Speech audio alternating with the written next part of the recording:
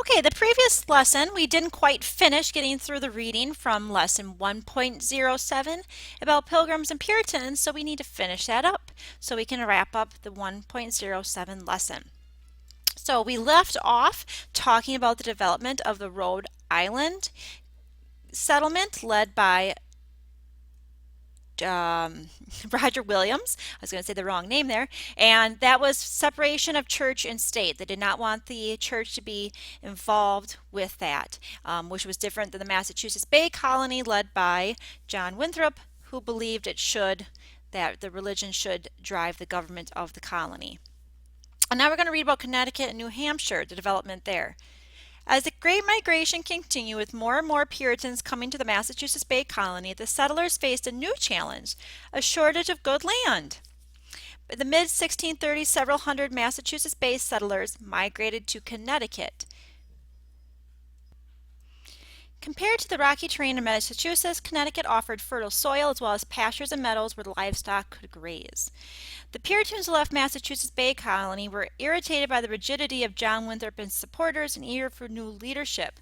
One minister, Thomas Hooker, felt especially hemmed in by Winthrop's stern governorship. In 1636, Hooker led his congregation to the town of Hartford. This is in Connecticut. As an increasing number of Puritans arrived in Connecticut, Hooker and a lawyer wrote a set of 11 laws to unite the growing number of towns in the new colony. Called the Fundamental Orders, this document was the first written constitution in the colonies. The Fundamental Orders set up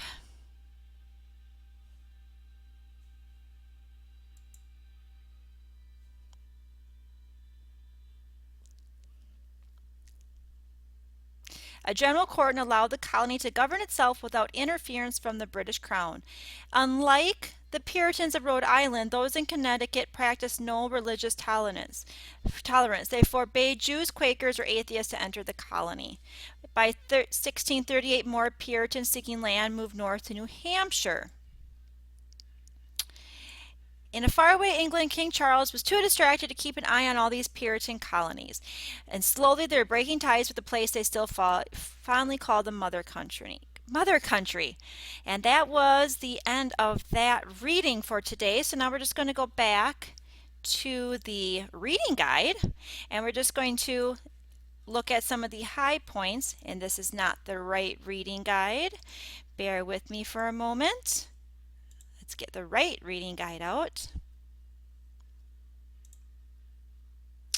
And let's just highlight some of the important items from Lesson 107, Pilgrims and Puritans in New England.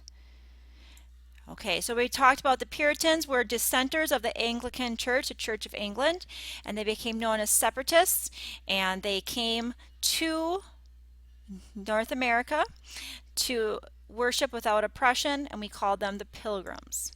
Before leaving the ship in Plymouth, Massachusetts, they wrote a document called the Mayflower Compact.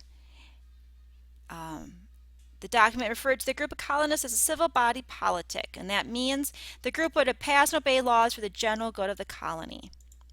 Did the Puritan communities in New England tolerate other religions? No, they did not. So therefore, the